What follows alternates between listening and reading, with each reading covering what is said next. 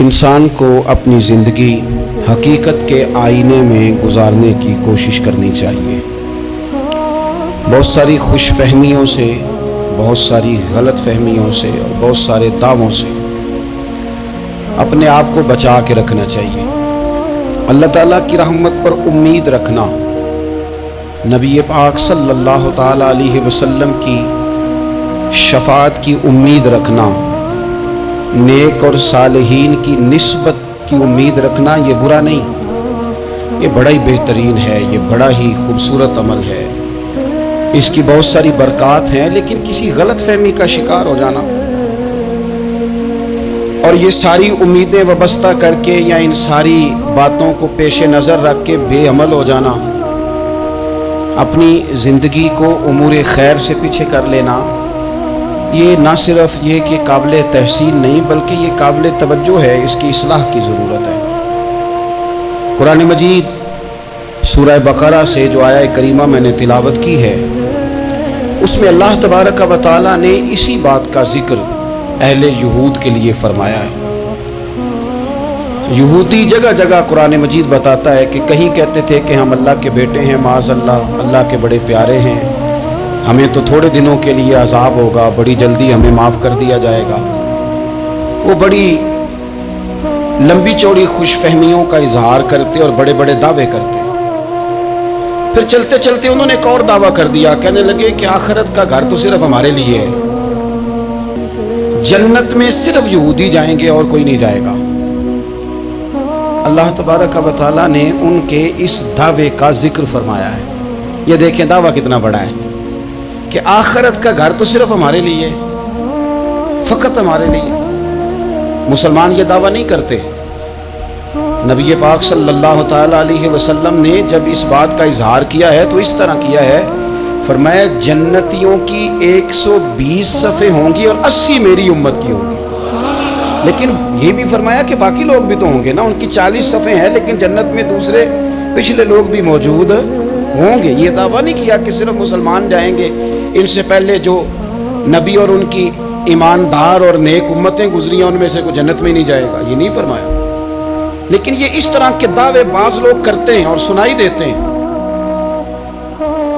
تو یہودی بھی یہ کہا کرتے تھے کہ جنت تو خالص ہمارے لیے ہے اور کوئی نہیں جائے گا اس میں۔ تو اللہ کریم نے فرمایا قل ان کانت لکم الدار الاخرۃ عند اللہ خالصۃ من دون الناس، اے محبوب علیہ السلام آپ ان سے فرما دیں اہل یہود سے کہ اگر آخرت کا گھر اللہ کے نزدیک باقی سب لوگوں کو چھوڑ کے خالص تمہارے لیے ہی ہے، سب کو چھوڑ کے صرف تمہارے لیے ہے آخرت کا گھر، تو فتمنوا الموت، تو پھر جنت میں تو مر کے جانا ہے نا، لہذا موت کی تمنا تو کرو۔ پھر کہو نا یا اللہ ہمیں موت دے تاکہ وہ جو تو نے ہمارے لیے اتنی بڑی چیز بنائی ہے ہم اس سے استفادہ کر سکیں۔ پھر تم موت کی تمنا کرو ان کنتم صادقین، اگر تم سچے ہو۔ لیکن رب فرماتا ہے وَلَن يَتَمَنَّوْهُ أَبَدًا بِمَا قَدَّمَتْ أَيْدِيهِمْ، یہ کبھی بھی موت کی تمنا نہیں کریں گے، انہیں پتہ ہے جو انہوں نے کمائی کر کے آگے بھیجی ہے۔ یہ موت کے دعوے کریں گے کہ جنت میں صرف ہم ہی جائیں گے، لیکن کبھی بھی موت کی تمنا، یہ کبھی موت کی تمنا نہیں کریں گے، اس لیے کہ انہیں پتہ ہے کہ ہم نے آخرت کے لیے کیا۔ یہ جو بہت سارے لوگ کہتے ہیں نا میری نسبت اور میری بات اور بلے بلے سارا کچھ میں ہی ہوں، تو ان سے کہو پھر سارا پیسہ کوٹھی پہ ہی لگائے جاتے ہو، پھر تو جنت تمہارا انتظار کر رہی ہے، پھر یہاں اتنے خرچے کرنے کی تمہیں کیا مشکل پڑی ہوئی۔ قرآن مجید کہتا ہے یہ کبھی بھی موت کی تمنا نہیں کریں گے، ان کو پتہ ہے جو اعمال انہوں نے کر کے بھیجے ہیں۔ واللہ علیم بالظالمین، اللہ ظالموں کو جانتا ہے، اللہ کو خبر ہے۔ میرے نبی پاک صلی اللہ تعالیٰ علیہ وسلم نے فرمایا اگر یہودی موت کی تمنا کرتے، جب ان سے کہا گیا تھا نا کہ اگر آخرت کا گھر خالص تمہارے لیے ہے تو موت کی تمنا کرو، اگر اس مقام پر وہ موت کی تمنا کرتے تو اسی وقت سارے مر جاتے، ختم ہو جاتا معاملہ۔ اگر تمنا کر لیتے، تمنا ہی نہیں کریں گے۔ خوش فہمیوں میں مبتلا ہونا، بڑی بڑی باتیں کرنا، بڑے بڑے دعوے کرنا، بڑے بڑے تذکرے کرنا، بڑی بڑی اعلانیہ گفتگو کرنا اور اپنے ہی خیال میں بڑا کچھ بن جانا، یہ سنجیدہ لوگوں کا طریقہ نہیں۔ میں نے کچھ آستانے اپنی آنکھوں سے دیکھے، وہ کہتے ہیں جناب ہمارے حضرت کی نسبت اور حضرت ساتھ بیٹھے مسکرا رہے ہیں، اتنی دیدہ دلیری تو نہیں ہونی چاہیے، آپ اپنے سامنے سارا کچھ اپنے آپ کو کہلوا رہے ہیں۔ شیخ ہلکا ہلکا مسکرا رہے ہیں، ان سے پوچھیں تو کہتے ہیں جی میں تو نہیں انہیں کہتا، تو آپ کہتے نہیں تو منع کیوں نہیں کرتے؟ آپ خوش فہمیوں میں نعت کا کھڑا ہوا ہے تو اس نے نسبت کی بات شروع کیا تو اللہ جانے وہ کدھر کا کدھر پہنچ گیا ہے۔ میں کہتا ہوں کون انکار کر رہا ہے نسبت کے فیض کا؟ کون منکر ہے؟ یہی تو باعث نجات ہے ہمارے لیے امیدیں۔ لیکن یہ کہ خوش فہمی میں مبتلا ہو جانا اور اس طرح کے بڑے بڑے دعوے کرنا، اور پھر بہت ساری خوابیں آتی ہیں لوگوں کو، اور خوابوں کی بنیادوں پر بڑا کچھ بنتا ہے۔ تو میں کہتا ہوں جناب خواب میں تو میں کہہ دوں آپ سے خواب میں کہ میں رات کا صدر بن گیا ہوں تو آپ کو کوئی اعتراض ہے؟ میں خواب میں بناؤں، آپ کو اس میں کیا اختلاف؟ حقیقت کی زندگی میں آئیں، حقیقت کی زندگی میں جتنے لوگ نیک ہیں، پرہیزگار ہیں، دعویٰ ہے غلامی کا، دعویٰ ہے نسبت کا، فلانی شے کا، تو پھر بھئی آپ نے اتنا مال کاہے کو جمع کر لیا ہے؟ پھر یہ کاریں، یہ بنگلے، یہ کوٹھیاں، یہ جائیدادیں، یہ جلسوں کی فیسیں، یہ نعتوں کی فیسیں، یہ کس لیے؟ پھر تو آخرت آپ کے لیے سجی ہوئی ہے، سنوری ہوئی ہے، پھر تو آپ اس طرف توجہ کریں۔ حقیقت پسندی کا مزاج جب تک قوموں میں نہیں آتا، قومیں اتنی دیر تک اپنی روحانی، اخلاقی اور کردار کی بلندی نہیں حاصل کر پاتی۔ تو موت کی تمنا، یہاں ایک بات اور سن لیں، شریعت اسلامیہ کے اندر مصیبتوں سے گھبرا کر موت کی تمنا کرنا منع ہے۔ کوئی شخص کسی مشکل میں ہے، بیماری میں ہے، تکلیف میں ہے، دکھ میں ہے، تو موت کی تمنا کرے کہ اس بیماری سے تو مر جاؤں تو اچھا ہے، تو یہ منع ہے اس کے لیے۔ ہمارے یہاں کچھ لوگ لا علمی کی بنیاد پر چھوٹا سا جھگڑا گھر میں ہوا، وہ کہتے ہیں میں تو اللہ سے دعا کرتا ہوں میں اب مار ہی جاؤں۔ بھائی آپ اتنی سی بات نہیں سہ سکے اور آپ نے اتنی سی بات پر اتنی بڑی بات کر دی کہ میں اب چلا ہی جاؤں، اور یہ جھگڑوں کے اندر عام لوگ کہہ دیتے ہیں یہ منع ہے۔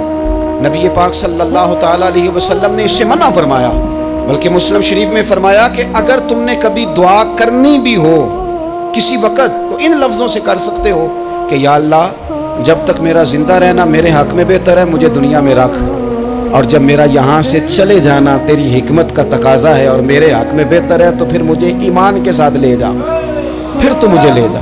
تمنا موت کی کرنا اور مصیبتوں سے گھبرا کر کرنا، اور بھئی مشکلات میں جینا تو حسن ہے۔ اصل میں نا جس کی جان تھی نا اس کے نام نہیں نہ لگائی ہم نے کبھی بچوں کے نام لگا دی، کبھی کاروبار کے نام لگا دی، کبھی دوستوں کے نام لگا دی، پھر وہ بے وفا ہوا تو مرنے کو جی چاہا، وہ بے وفا ہوا تو مرنے کو جی چاہا، اس نے تنگ کیا تو مرنے کو جی چاہا۔ النبی اولا بالمؤمنین من انفسہم، اللہ فرماتے ہیں تم نہیں جان کے مالک، میرا نبی تمہاری جانوں کا مالک ہے۔ جان پاوے نہ جان میرے محبوبہ، میں تے لگیاں توڑ نبھیساں، رات تیرے وچ رول کے مرساں، تے قدم نہ پیچھا ہٹیساں، شہر تیرے دے ٹکڑے منگساں، تے تیرے کتیاں دے قدم چمیساں۔ آزم اے جان امانت تیری، تو جدو منگ سے میں پیش کرے ساں۔ یہ تو کسی اور کی ہے، ہماری ہے نہیں۔ تو بہت سارے لوگ گھبرا کر ہو بڑی تکلیف آ گئی، بھئی آپ جلدی نہ کریں، بالکل جلدی نہ کریں، آپ حوصلہ پیدا کریں، اور جیا تو جاتا ہی مشکل میں ہے۔ اقبال نے کہا تھا کارے جہاں دراز ہے اب میرا انتظار کر، یہ زندگی لمبی ہے، یہ مشکلات سے ہو کر کے گزرتی ہے، اس میں مد و جزر رہتا ہے۔ تو شریعت اسلامیہ میں منع ہے موت کی تمنا کرنا، موت کی خواہش کرنا، بلکہ نبی پاک صلی اللہ تعالیٰ علیہ وسلم نے تو یہاں تک ارشاد فرمایا کہ تم موت کی تمنا نہ کرو، اس لیے کہ اگر تم برے ہو اور زندہ ہو تو ہو سکتا ہے زندگی میں اللہ تمہیں توبہ کی توفیق دے دے، اور اگر تم اچھے ہو تو پھر بھی موت کی تمنا نہ کرو، اس لیے کہ اچھے ہو تو تمہاری اچھائی میں روز برکت ہی ہو رہی ہے، لوگوں کو فائدہ ہی ہو رہا ہے، خیر ہی بٹ رہی ہے۔ تمنا موت کی کرنا، اور ویسے بھی نہ ہم اپنی مرضی سے یہاں آئے ہیں اور نہ مرضی سے جانے کی کوشش کرنی چاہیے، معاذ نہ اپنی مرضی آئے ہیں نہ اپنی مرضی سے کوئی مرنے کی کوشش کرے گا تو خودکشی حرام ہے، اور رب رسول کی مرضی سے مرے گا تو وہ شہادت ہے، وہ اس طرح کی شہادت ہے کہ جس میں کہا مردہ کہنا ہی نہیں یہ تو زندہ ہے، اس لیے کہ میرے نام پہ مر گیا ہے۔ تو موت کی تمنا کرنا یا اس طرح کا رویہ منع ہے۔ البتہ یہ جو یہود کا کام تھا، ان کا جو لہجہ تھا، اللہ فرماتے ہیں یہ تو ہزار سال عمر مانگتی ہیں تو جانا ہی نہیں چاہتے۔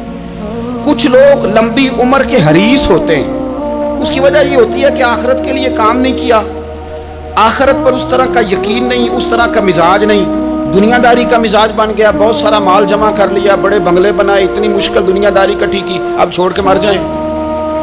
لوگوں کا مرنے کو دل ہی نہیں کرتا، کوئی ارادہ ہی نہیں ہے، بالکل نہیں دنیا چھوڑنا چاہتے، محنت سے کٹھی کی ہے، اتنے لاؤ لشکر بنائے ہیں، اب کیسے چھوڑ جائیں؟ کچھ لوگ ایسے ہیں جنہوں نے گٹھڑی باندھ کے رکھی ہوئی ہے، ان کو زیادہ ویٹ نہیں کرنا پڑتا، اس لیے کہ انہوں نے کوئی سامان بوکی نہیں کرایا، تو جو ہے ہینڈ کیری ہے، اس لیے لوگ انتظار کرتے رہیں گے اور جناب بلال حبشی جنت میں پہنچ بھی جائیں گے۔ ابھی میزان عمل لگا ہوگا لیکن حضرت ابو ذر غفاری جنت میں ٹہلتے ہوئے نظر آ رہے ہوں گے۔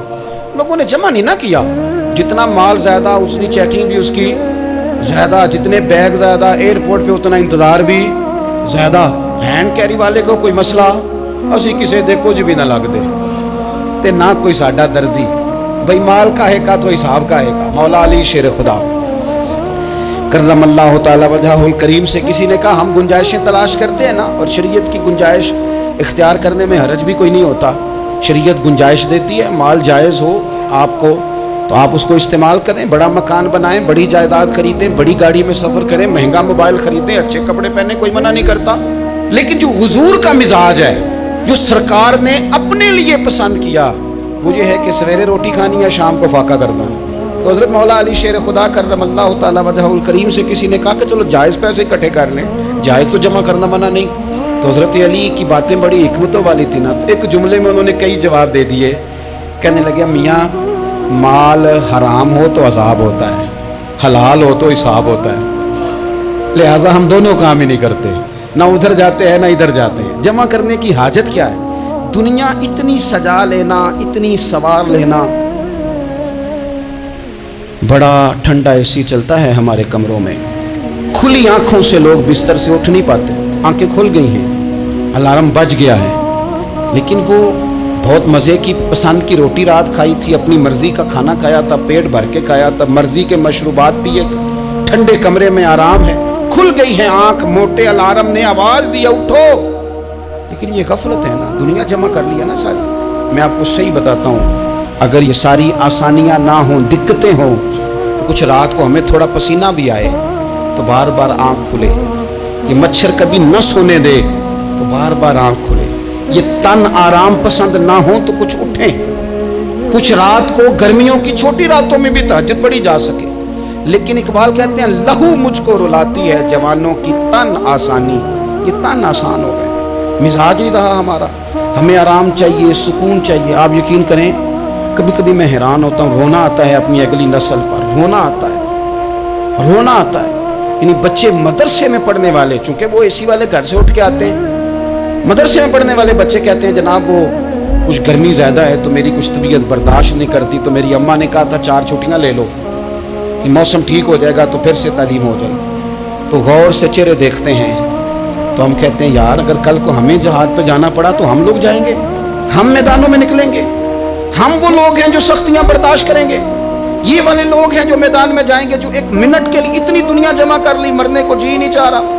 حضرت شاہ فرید الدین عطار رحمۃ اللہ علیہ کہتے ہیں میں بڑا مہنگا کاروبار کرتا تھا، عطر بیچتا تھا، مہنگا کاروبار ہے نا، عرب شریف کے اندر آپ جائیں تو جہاں سونے والی دکان ہوتی ہے اس کے ساتھ خوشبو والی دکان ہوتی ہے، مکہ مکرمہ میں دیکھ لیں، مسجد نبوی میں دیکھ لیں، مہنگا کاروبار ہے، اور میرا بزنس تھا، کاروبار تھا۔ تو آپ فرماتے ہیں کہ ایک دن ایک بزرگ آ گئے، انہوں نے ایک شیشی دیکھی، خوشبو سونگی، دوسری تیسری چوتھی، اچھے سیل مین آگے بڑھ کے خود کہتے ہیں آپ کو کیا چاہیے؟ میں نے بھی کہا بابا جی کیا چاہیے مجھے بتائیں، کیا دیکھ رہے ہیں؟ تو بابا جی بڑے دھیمے ٹھنڈے اور حوصلے والے لہجے میں کہنے لگے پتر دیکھ رہا ہوں تیری جان بڑی مشکل سے نکلے۔ تو میں نے کہا وہ کیوں؟ کہنے لگے اتنی مہنگا مہنگا تو نے مال جمع کیا ہے، کبھی مرنے لگے گا تو یہ یاد آئے گا، کبھی وہ یاد آئے گا، کبھی سادہ کر لیں اس کو، سادہ کر لیں، کبھی اس سوسائٹی والا پلاٹ یاد آئے گا، کبھی ادھر والا یاد آئے گا، کبھی لاہور والا یاد آئے گا، کہاں مرنے کو جی چاہتا ہے۔ اور پھر ایک اور دھوکہ ہے، میں بچوں کے لیے کر رہا ہوں، بچوں کے نام تو ایک دھیلا بھی نہیں، وہ تو سارا آپ کے اپنے نام ہے، ایسے ہی بہانہ بنایا ہوئے بچوں، کس بچے کے نام؟ بچے نے تو 50 دفعہ کہا ہے کہ وہ ایک دکان بیچ دو میں نے کام کرنا ہے، تو ابا کہتا مراں گا تو تاں بکے گی، کہاں بچوں کے لیے؟ کون کہتا ہے بچوں کے لیے؟ یہ تو خواہشات ہیں جن پر ہمارا اپنا قبضہ ہے، ہر کنجی تو ہماری جیب میں، کون کہہ رہا ہے؟ وہ تو کبھی جا کے ملے گا ان کو جب موقع آئے گا۔ تو کہا یہ اتنا مال جمع کیا ہے تو پتر تیری جان تو مشکل سے نکلے گی۔ تو کہتے ہیں میں دنیا دار تھا، دنیا دار کو نصیحت کریں تو وہ غصہ کرتا ہے، طنز کرتا ہے۔ کہتے ہیں مجھے غصہ آیا تو میں نے جھٹ سے کہا، لوگ کہتے نہیں تم اپنی قبریں جانا ہے تو میں اپنی، کہتے میں نے جھٹ سے کہا، میں نے کہا بابا میری جان تو مشکل سے نکلے گی تو تیری کیسے نکلے گی؟ تو کہتے ہیں بابا جی کہنے لگے پتر ادھر آنا ذرا۔ تو میں کاؤنٹر کے اوپر سے ہو کے بابا جی کے پاس آیا، وہ میری دکان کے فرش پہ لیٹے، کعبے کو منہ کیا، کلمہ پڑھا اور ان کی روح پرواز کر گئی۔ عرش فرشتے بانگاں ملیاں، مکے پہ گیا شور، بلے شاہ اسی نہیں مرنا، اے تے مر گیا ہی کوئی ہور، نالے وارث شاہ ہو کدوں مر دے جنہ کیتیاں نیک کمائیاں نے۔ کہا یہ دیکھ لو مر گئے، بس اتنی کام تھا، تیاری ہے۔ امام غزالی کا آخری وقت تھا نا تو انہوں نے وضو کیا، غسل کیا، خوشبو لگائی، اپنے ہاتھوں سے چادر بچھائی، پھر تکیہ رکھا، پھر لیٹے، پھر حضور پہ درود پڑھا، اور پھر کہنے لگے رب اگر تیری مرضی ہے تو غزالی بھی تیرا تیار ہے۔ بس یہ جملے زبان پہ تھے اور روح پرواز کر گئی۔ موت کو سمجھے ہیں غافل اختتام زندگی، یہ ہے شام زندگی پھر صبح دوام زندگی۔ عزیز بھائیو ہم نے نا بڑی آسائشیں جمع کر لی، بڑا کچھ اپنی عقل کے زور پر ہم نے اکٹھا کر لیا۔ نہیں ہمارا پروگرام، کسی سے پوچھ لیں صحت کیسی ہے تو عمر اگر اس کی بڑی اوپر بھی چلی جا رہی ہو، اب تو خیر سالگرہ میں آنے کا رواج ہر جگہ آ گیا ہے، ہم سے بھی لوگ پوچھتے ہیں کہ آپ بتائیں آپ کس تاریخ کو پیدا ہوئے تھے، تو میں کہتا ہوں کوئی کارنامہ سر انجام دے لینے دو پھر بتا دیں گے، ابھی تو کچھ کر نہیں سکے، کچھ بتائیں گے تو کوئی دن بھی منا لیں گے، ابھی تو لگتا ہے کہ بڑا وقت ضائع ہو گیا ہم سے۔ تو عزیز بھائی کوئی نہیں کہتا کہ اب ٹائم آ گیا ہے، شوگر ہو گئی ہے، بلڈ پریشر ہو گیا ہے، طبیعت خراب رہتی ہے، فلانا مسئلہ ہو گیا ہے، تو تمنا موت اور موت کا ڈر اور نہ مرنے کا ارادہ اور دنیا سے دل کو لگا کے رکھنا اور ہر وقت جینے کی خواہش پیدا کرنا اور ہر وقت حالمی مزید کی دوڑ میں رہنا، وہ لوگ اس لیے تیار رہتے تھے، دعائیں مانگتے تھے شہادت کی کہ انہوں نے نا دنیا بنائی نہیں تھی۔ حضرت عمر نے تو دوسرا کرتا نہیں پہنا ساری زندگی، وہ جو مکان آ رہا تھا وہی چل رہا تھا، وہ تو تھوڑے پہ قرضہ تھا ان پہ، لیکن ہر نماز کے بعد صحیح بخاری میں موجود ہے وہ دعا مانگتے تھے، اللہم ارزقنی شہادتا فی سبیلک، یا اللہ ایسا نہ ہو میں تبھی موت چلا جاؤں، مجھے اپنے رستے میں شہادت کی موت دینا۔ ہر نماز کے بعد دعا مانگی جا رہی، لیکن شہادت والی موت کی نہیں، شہادت والی موت، اللہم ارزقنی شہادتا فی سبیلک۔ اور مالک مدینہ چھوڑنے کو دل نہیں کرتا، یا اللہ شہادت کی موت دینا اور دینا بھی اپنے نبی کے شہر کے اندر، یہی رہوں، یہی میرا مدفن بنے۔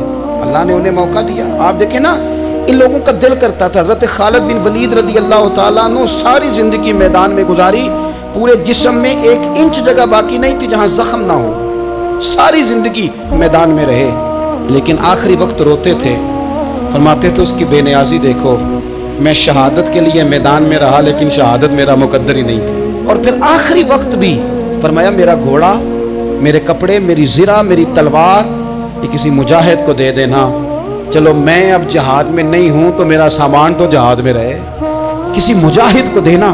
ان لوگوں نے جتنی محنت کی نا مرنے کے بعد کے لیے کی، مرنے کے بعد کے لیے، زندگی کا جو دوسرا پل ہے اس کے لیے کوشش کی، وہاں انہوں نے صدقات جمع کرائے، خیرات جمع کرائے، عبادات جمع کرائیں، حسن اخلاق جمع کرایا، اچھا سلوک جمع کرایا، انہوں نے آخرت کے بینک میں ڈھیروں مال جمع کرایا، وہاں ان کے مکان بک ہوئے، جنت میں ان کے نام کی بڑی بڑی جگہیں اللہ تبارک و تعالیٰ کے فضل سے طے کی گئی، تو پھر انہیں وہاں جانے میں کوئی دشواری بھی نہیں تھی، انہیں کوئی مشکل نہیں تھی، وہ تیار تھے، لیکن چونکہ ساری محنت ہی دنیا کے لیے ہے، وہ جو خاص ایک آخرت پر مسلمان کا ایمان اور یقین اور تیقن تھا اس طرف ہمارا مزاج نہیں۔ آپ دیکھیے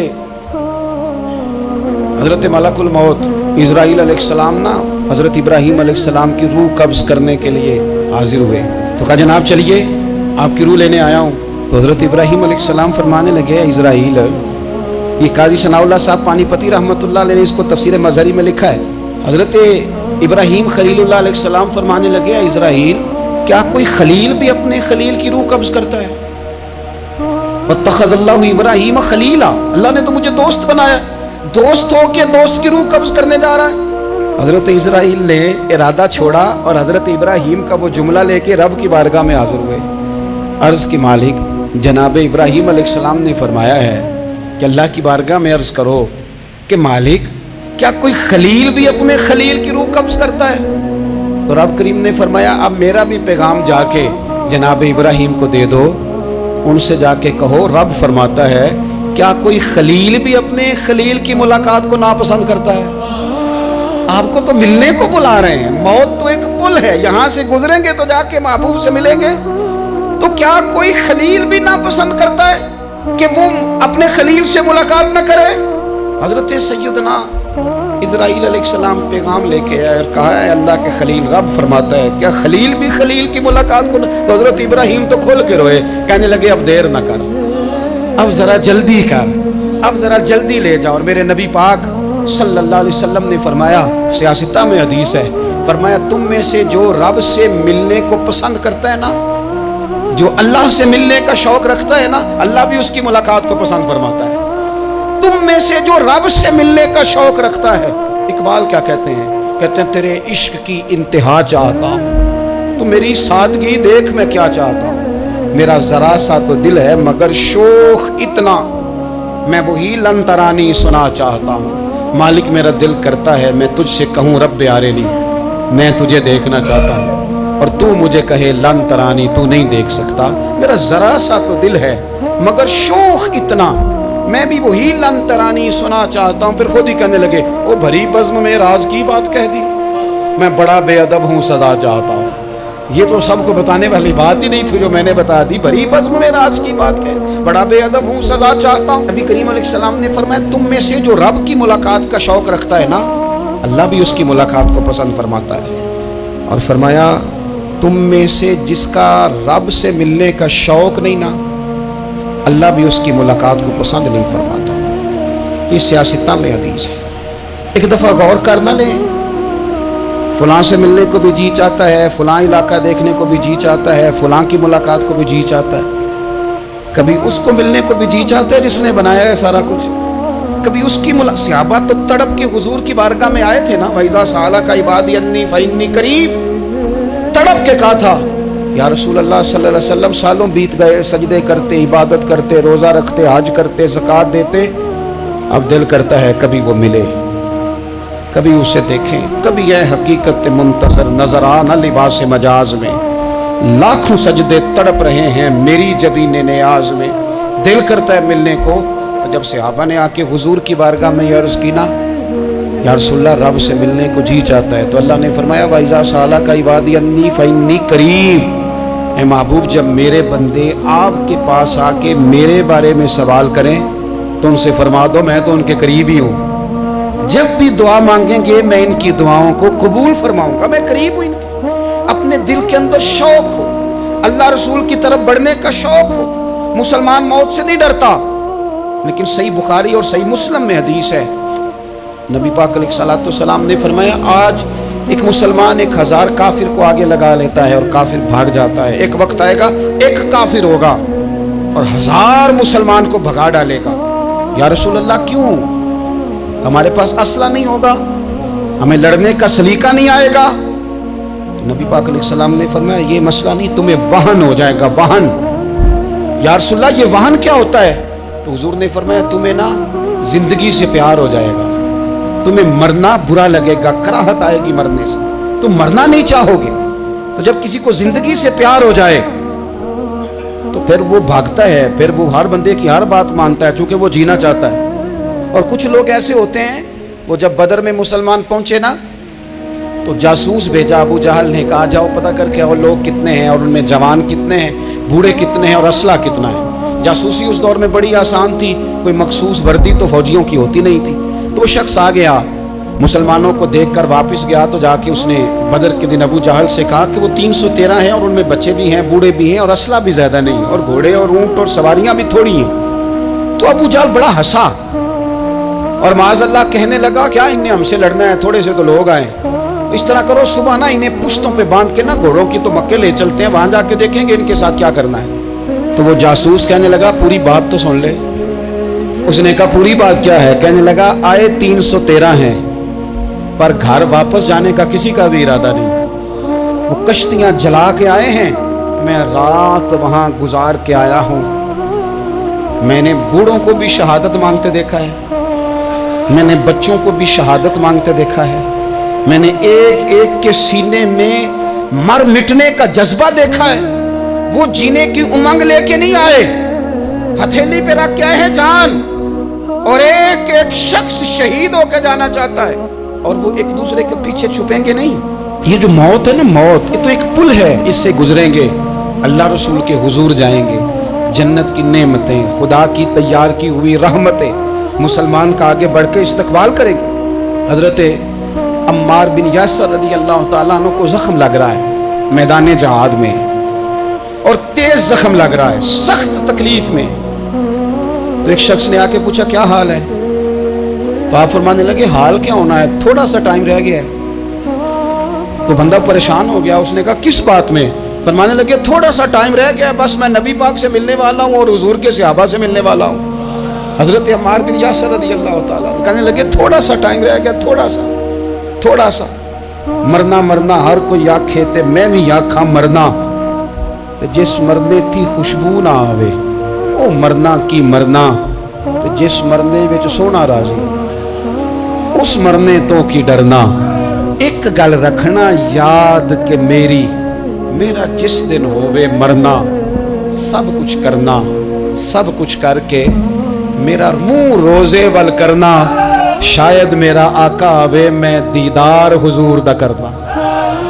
فرمایا کہ وہ تو بالکل قریب آ گیا ٹائم۔ حضرت سیدنا بلال حبشی رضی اللہ تعالیٰ عنہ آخری وقت ہے، لوگ بڑا اس کا منظر جب بیان کرتے ہیں تو خوفناک بیان کرتے ہیں، اس طرح کا لہجہ اختیار کرتے ہیں کہ بات سن کے بندہ کانپ جائے۔ سیدنا بلال حبشی رضی اللہ تعالیٰ عنہ بالکل آخری وقت ہے، جانے کا ٹائم۔